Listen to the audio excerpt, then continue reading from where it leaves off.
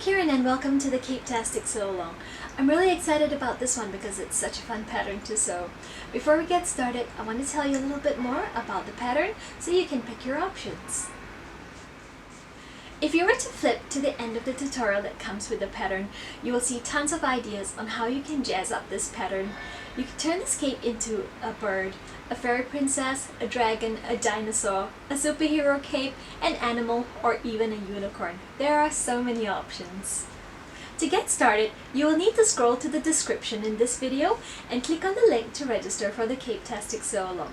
That will lead you to all the information on how to purchase your pattern, the materials and notions that you will need, and invaluable advice on how to complete your sew.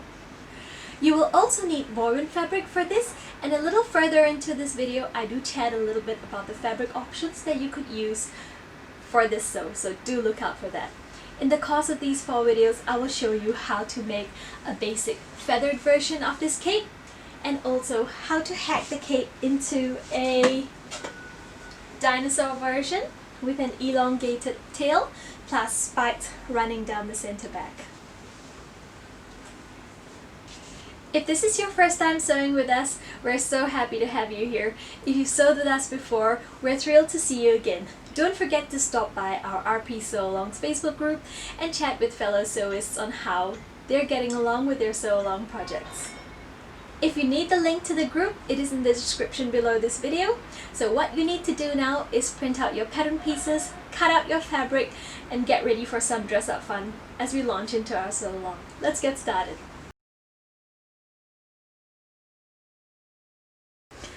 So this is an old bedsheet that I had lying around the house, and I am in love with upcycling crafts. So if you can find an old bedsheet to repurpose, or maybe a large coat, or even pop down to the thrift store to pick up something that you can turn into a cape, that's always a very good option. So this is one thing that you could consider.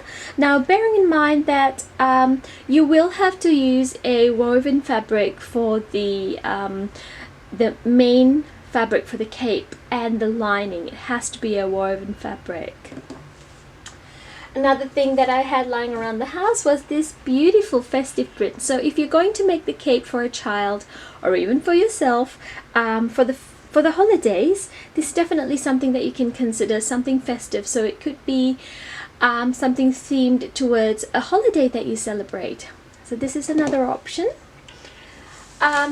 This is a quilting cotton that I had, and this is one of the fabrics that I did consider for this sew, but I decided against it. You could use quilting cotton either as the main fabric or the lining. Both would work just as well. Now this is something that I had purchased a while back. I've used a little bit of it in crafts, and I realized that this would make a beautiful cape. So this is sequin fabric, and it's the type of fabric that you can reverse. So I think it's called reversible sequins. I'm not too sure of what its actual name is. You could inquire at your local stores, but this would make such a beautiful cape. And they come in a variety of colors, so you could go shopping with your child, or or even pick one that suits you. There's so many options for this. I have one in green and gold, and my son just absolutely loves that. We made them into a pair of wings for him. Just pop this to the side. Another great option is denim, and so when you're choosing your fabric for this cape, you will need to bear in mind that if you're sewing the option for feathers, you're going to need a fabric that is sturdy enough to withhold the weight of the feathers, pardon me. And the reason being is because you're going to be stitching as many as 100 to 150 feathers onto this cape, depending on the size of the feathers and how far you want to space them out. So definitely, if you're going to be choosing the feather option, choose a fabric that will support the weight of your feathers. Now this definitely makes a very luxurious cape, and it's perfect for dress up, I feel. So Minky is a little bit tricky to sew. Definitely you'd want to use something like a walking foot for this fabric. So these are some of the options. Of course, you could go to your local fabric store and just browse around and, you know, just get some ideas, get creative. There's so many options. As long as your fabric is woven, it's perfect for the Capetastic. I'm going to show you what fabric I've chosen. So my son loves suede. This isn't real suede. It is fake suede, and it's backed with it's got a satin backing, and I feel this would be sturdy enough to hold the feathers that I'll be sewing on in a little bit. And for the lining, I've chosen this little print. It's quilting cotton, and it will I feel it's because I'll be making the feather version, and I feel it's a little bit of a cheeky play on the feathers. So there's feathers on the outside and there's feathers on the inside. So depending on where you stay, you just want to bear in mind that your fabrics don't get too warm for your child or for yourself to wear, because bear in mind that you're going to have your mane, your lining, and that the feathers are going to be an extra layer on top of this. So you're going to be having 3 layers of fabric in this sew. So you just want to be careful. If you're living somewhere warm like I am, you'd want to have fabrics that are sturdy but not too thick. And this leads us next to our feathers. So my son has decided that he wants to be a macaw, and what we've done is we've gone ahead and chosen felt fabrics in various colors for our feathers. Felt is a fabric that does not fray, so you definitely want to choose, if you're doing the feathers option, you definitely want to choose a fabric that you do not have to hem the edges off. So what works perfect for this would be felt, fleece, lycra. So you could use most types of knits, because most types of knits don't fray at the edges. Fake fur is definitely a cool option. I feel, from my personal skill level, it's a little bit tricky to work with at this point of time, and I react to the flying fur, so I avoided that option. Leather is definitely cool if you live in a place that's cold and, you know, you don't mind that extra heat in your cape. Also worth considering is wool suiting. So we've gone ahead with felt for this. So just remember that you need a fabric that does not fray, because you don't want to be hemming the edges of 100 of for my size it'll be 120 feathers. So I do not look forward to hemming the edges of 120 feathers. Definitely choose something that you don't have to hem. In addition to our feathers, we've decided to go a little bit wild. My son and I chose this. So we've decided that we wanted black glittery tail feathers. So you can see the glitter. Just zoom in a little bit. There we go. And these are going to be the long tail feathers at the end of the cape. So I'm going to put this aside for later, because I'll be showing you how we're going to elongate the shape of the feather, and then we're going to cut it out. So this will be in the later video. I'll just pop this to the side, and we're going to go on to talk about what we're going to need apart from fabric for this sew. Now this goes at the neckline for the cape, and you're going to need approximately 3 inches. You will also need some elastic for the finger grips, and this doesn't need to be so thick. I think approximately about 5 millimeters. If you don't want to use elastic, you can use any sort of ribbon. I've got some twill tape here. This will do as well. Or you could find something decorative. I've got these little ribbon with crayons on it. It definitely makes for a cute accent. I'm going to put this aside as well. Now you are going to need fabric scraps for your eyes, but at the craft store we fell in love with googly eyes. We love googly eyes in this house, so instead of using the felt for the eyes, we're going to be popping on some googly eyes. So along with that, we're definitely going to need some craft glue or super glue. But if you're doing the eye option, and I will show you that in a later video, you're going to need felt scraps. In addition to all of this, you're going to need thread. And the tutorial calls for nylon thread. So clear nylon thread is something that you want to get if you don't want the seams to be visible. If you don't mind the seams being visible, then you could use just normal all-purpose thread. Or if you want if you're working with a particularly thick fabric, you'd want thread that is thicker or more durable, so definitely something that is stronger, maybe like top stitching thread. And also for the eye option, if you're going to be sewing eyes onto your cape, it's worth having some double-sided interfacing. So I have fusible web here. I'm going to show you how to use the fusible web in a little bit. The tutorial calls for heat and bond, so that is also an option. Fusible web does not come with the backing layer, whereas heat and bond does. So these are two options that you could use for sewing the eyes onto your cape hood. And in addition to all of this, you're definitely going to need your sewing machine, a pair of scissors, ruler, tape measure, and any trim. You can really get creative with this project. So before you get started with your sew, take a browse. In the back of the tutorial, we have loads of ideas on how you could jazz up your cape. Before we get started, we're just going to go through the checklist that we have on page 10 of our tutorial, just to check that you've got all the pieces needed before we start the sew. So the first thing you're going to need is the cape center, and you're going to need two cut out of this, one from your main fabric and one from your lining fabric.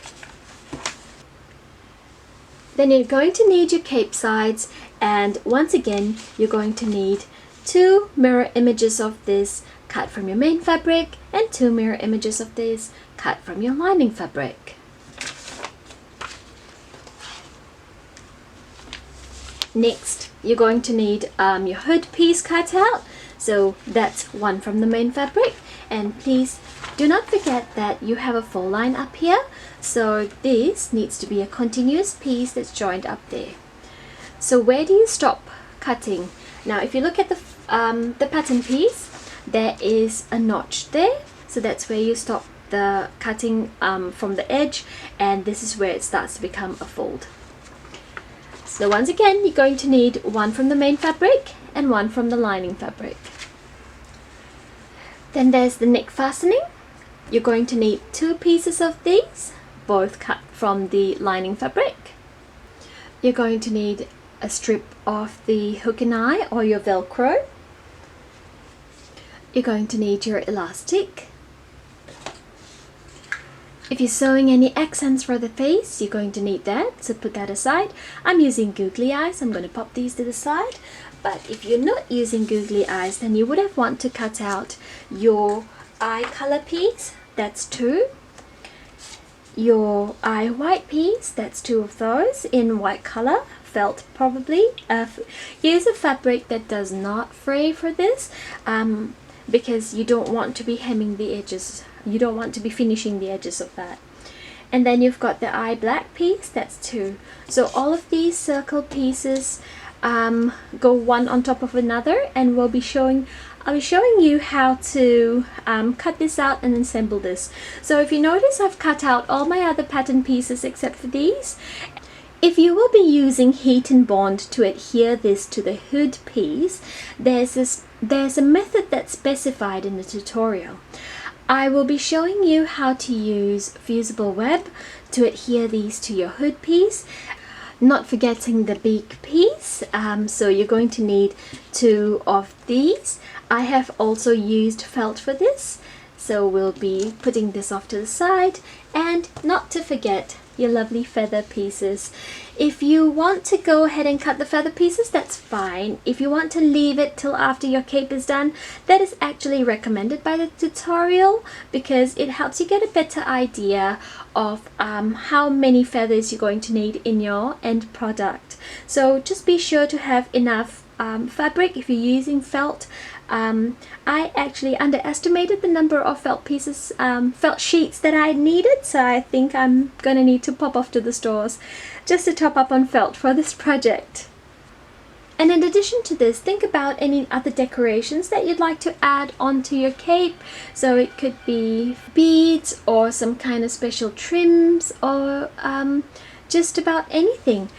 The gallery at the back of our tutorial is a great resource in getting some amazing ideas on how to jazz up this cape. So we're going to jump right in now to how to cut out the eyepieces for your hood, and then we're going to start with our sew. Before we start anything, we're going to prepare the eye placement on the hood piece. So that's what we need right now. You need your pattern piece, and you need your main fabric, which has been cut out into the hood pattern shape. So the first thing you want to do is you want to make the marking for the eye placement. Now this is my personal preference, what I like to do when I have something that I need to mark out onto the pattern piece. I cut that shape out so that I am able to very easily just get my tailor's chalk or your erasable pen or washable pen and just make that marking onto the pattern piece itself. So go ahead and do that for both sides of the hood. And I am marking here on the right side of the fabric. And the reason I'm doing this on the right side of the fabric is that we are going to be pasting the shapes directly on the right side of the fabric. If you were to mark it on the wrong side of the fabric, then it would be difficult to gauge where you want to stick your eye pieces. So go ahead and do this on both sides of the hood piece. And here you have it, that's done. Both of the eye placement markings are done. What I'm going to do now is I'm going to set this aside. And we're going to work on our felt. Now, on your black felt, you're going to need your eye color and your eye black. Now you can go really creative with this if you want to use different colors, or if you want to emulate a certain type of bird. Just do some research on it and check out the eye color, and you can do so accordingly. And once again, you're going to want to use a fabric that does not fray, because we are not going to finish the edges on these pieces. So once again, here I have my eye color, for which I'm going to have to cut 2 pieces of this, and I have my eye black, of which I'm going to have to cut 2 pieces as well.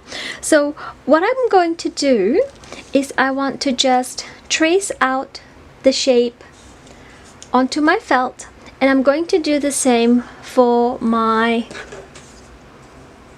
eye white as well as the sparkle piece. So now this is really tiny, and we're going to just, you barely need any fabric at all.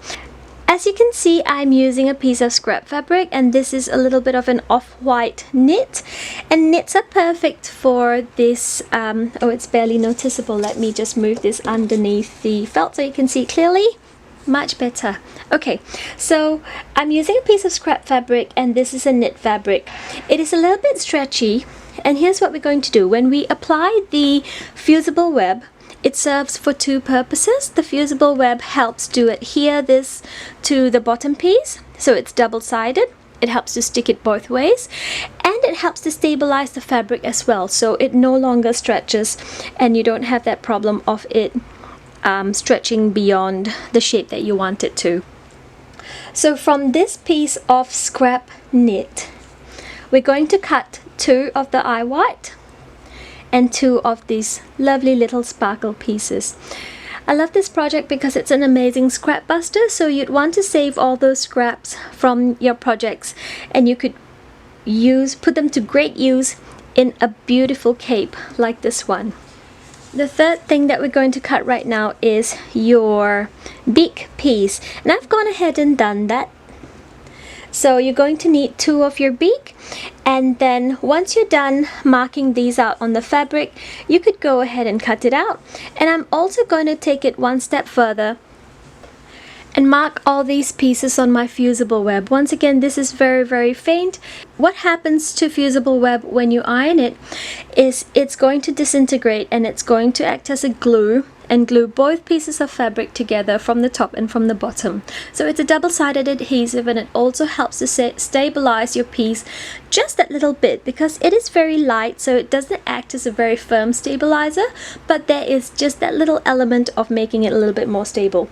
So if you're using fusible web instead of heat and bond, what you're going to want to do is also draw out the same number of shapes that you have. So 2 of your eye color, 2 of your eye black, 2 of your eye white,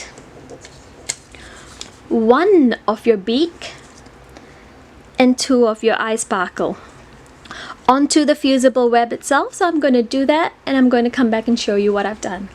So here we have the eye white pattern piece cut in the fabric, 2 pieces, and cut in the fusible web, 2 pieces. Here we have the eye color cut in the fabric, 2 pieces, and I'm using felt, cut in the fusible web, also 2 pieces of those. The eye black or the iris, 2 pieces of those, and the fusible web, 2 pieces of those. And the beak, you've got 2 pieces of the beak and 1 piece of fusible web, and the eye sparkle. Now if you don't wish to use the eye sparkle, you could always use a stick-on gem or some sequins, anything that adds a little bit of an accent to the eye. Before we go ahead with this, it's worth a mention that if you want to consider a different eye shape, there are loads of ideas if you were to flip to the back of the tutorial, and we're just going to go ahead with the circle one, the most basic of the shapes. But if you were to want to give it a little bit of a more pizzazz, you could definitely consider one of those. So to start things off, what we're going to do is work on the beak piece. Because felt does not have a right and a wrong side, I'm just going to place my fusible web between both the pieces, and then I'm just going to iron it to adhere. If you do not want to use fusible web, or you don't have it on hand, that's okay. What you're going to do instead of adhering the pieces with the fusible web interfacing is you're going to run a row of stitches just down either side, either curved side, and then you're going to, if you need to snip it along the curved edge, do so, and then you're going to turn it the right way around. So here I am at the ironing board, and I find that before you start to iron anything with an adhesive on it, it's worth your while to just pop a piece of ironing cloth, or maybe an old muslin, or even just, you know, an old tea towel, just to protect the surface of your ironing board, and also to protect the sole plate of your iron. So here I have the beak piece. That's what we're going to start with. I'll just get a little bit of a zoom for you. Here we go. The beak piece. Here's my fusible web. Just center that over right in the middle, and the other beak piece. And then I'm going to just cover this with the remainder of the ironing cloth, and what I'm using is just a little bit of old cheesecloth and iron. You want to experiment with different heat settings. And just now, as I was cutting my fusible web, I had a question. What do you use to cut fusible web? How do you treat it? Do you treat it as a paper and use your paper scissors, or do you treat it as a fabric and use your fabric scissors? Let us know in the comments. Now here we have the reason why you would need to use a protective cloth. Sometimes because the fusible web is so delicate, you can barely see it and it sticks. So if you did not use a cloth to protect, this sticking will happen on the sole plate of your iron or onto your beautiful ironing board, and you do not want that. So let's check if it has adhered, and it is perfect. It has adhered perfectly. I'm just gonna give this just one more quick iron just to be doubly sure. And that's done, so I'm going to pop it off to the side now. What we're going to do next is grab our hood main piece. So by now you would have made a marking on either side of the hood piece for the eye placement.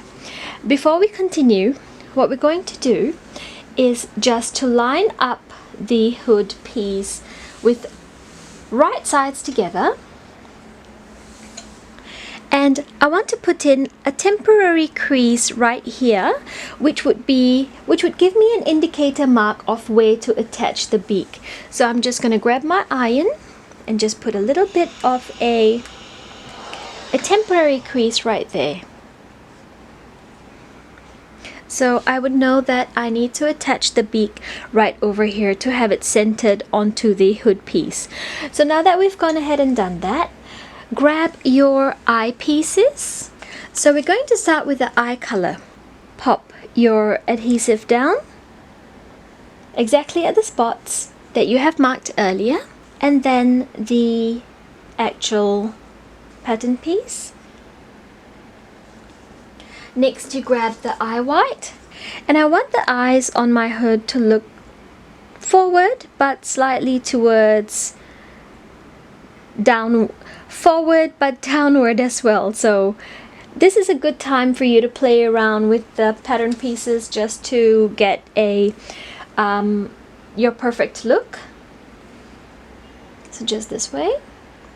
If you're using fusible web, you could go ahead and iron it all three pieces on at the same time.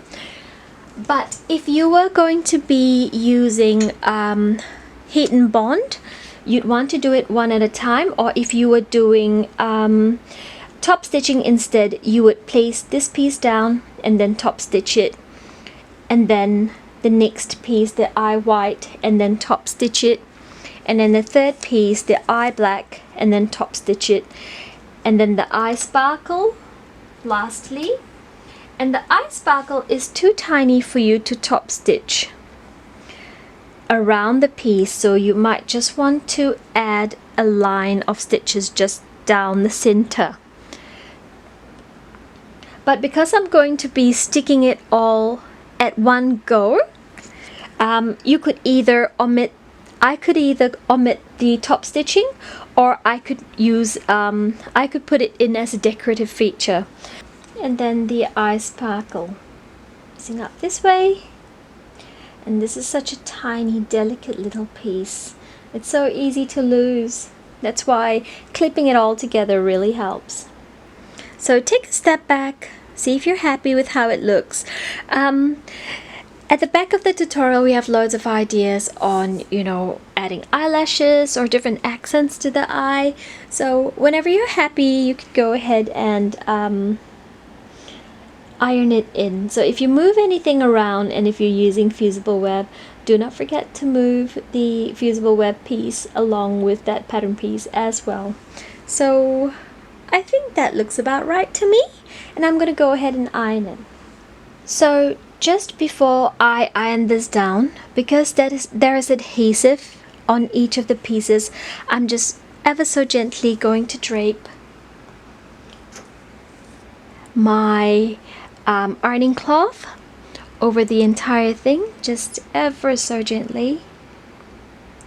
Just let it fall. Perfect.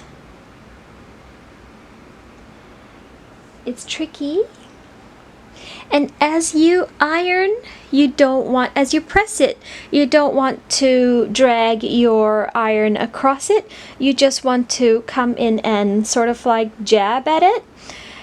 Just gently press down and lift up, press down and lift up. And I'm going to turn off the steam.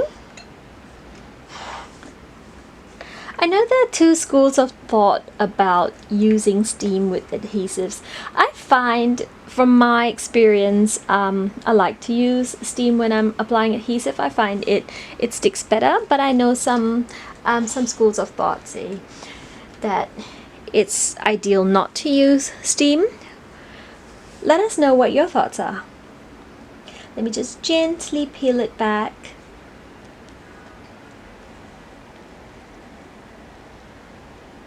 As you can see, everything has started to stick in really nicely. And just be very gentle in case anything hasn't stuck yet and you don't want to remove its placement from where we have ever so carefully stuck it down. So I'm just going to lift up my hood piece just to see that everything has adhered well.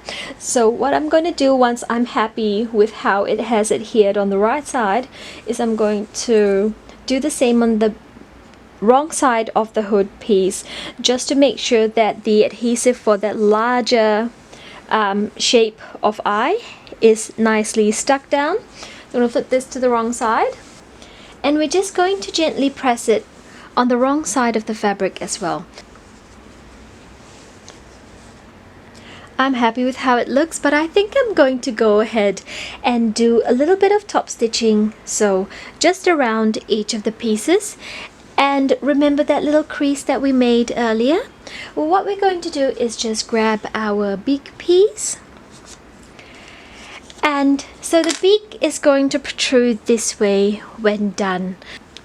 And just very quickly mark a center line right there. And here we have the center line. And this is going to align with the crease that we made with the iron earlier. And apart from top stitching all these pieces, I'm going to attach this. So I'm going to flip it upwards this way and just clip it down.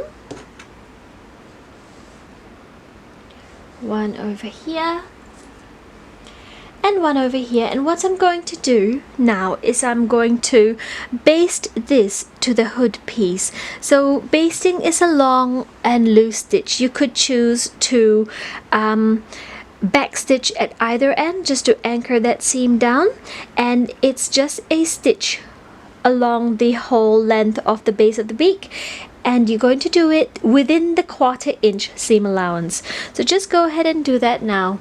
Stitch here and your top stitching if you wish.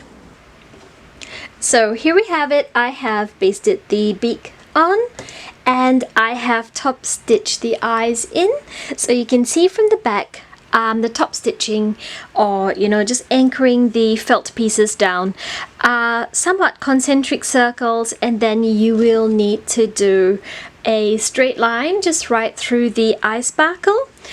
Now I've asked my son and he really likes the way these have turned out, so he's passing on the googly eyes. We're going to stick with this because he loves them so much. So we're going to put this aside for a minute now, and we're going to go on to our main cape pieces.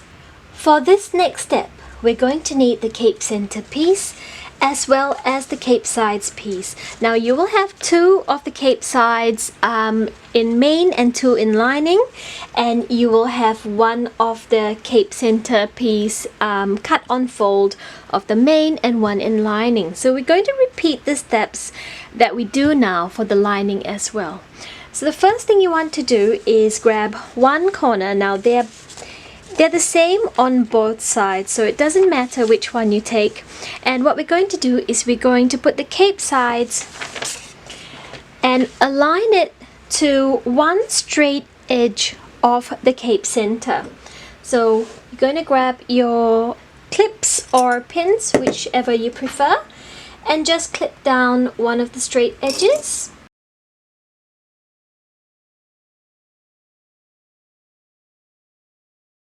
You want to start at the curved edge on the outer side of the cape, and then just work your way in towards the center. You will find that your cape sides will not meet at the center, and that is okay because there's going to be a little gap where you're going to be attaching the base of the hood in a later step. So we're going to do this for the left hand side of the cape. Oopsie. And then you're going to repeat the same thing for the right hand side of the cape. So I am sewing a size 3 to 4 years, and I have this much of a gap. It's about an inch gap in the center. So like we said earlier, it will not meet right at the center here, and that's fine. So what we're going to do right now is you're going to sew this in from edge to edge at a 1/4 inch seam allowance, and after that you're going to press the seams open. So here we have the main cape piece, and I have joined the cape center to the cape side with a 1/4 inch seam allowance. Now the instructions in the tutorial call for us to iron the seams open, but if you are using a very heavy fabric for your cape, there being a 1/4 inch seam allowance, it may not be very easy to iron it open. So in that case, it would be okay to iron it to one side, and you can do the same for your lining piece.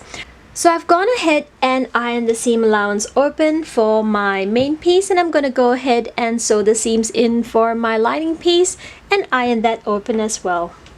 For the next step, now that we've done the cape main and the cape lining, I'm going to grab my cape hood, the main piece that we worked on at the start of this tutorial, of this sew along, and I'm going to fold it on itself, and you will notice that there's your cape hood shape, and if you've done the beak, it won't be able to lie down completely flat, and that's okay, just leave that be. We're going to be working on this section right here, and where there was a notch at the top of the hood piece, we're going to start clipping your seam right from that top corner there, and we're just going to make sure that it's lying down exactly one on another, and we're just going to clip right down that seam. So what we're doing is we are closing in the back of the hood piece, and we're going to be sewing this with a 1/4 inch seam allowance. So right from up there at the top of the hood right down to the center back of the neck, and we're going to repeat this step for the hood lining as well. So I've sewn the seam in for the hood main, and I have done the same for the hood lining. So go ahead and iron both seam allowances open now, and we'll meet back here for our next step.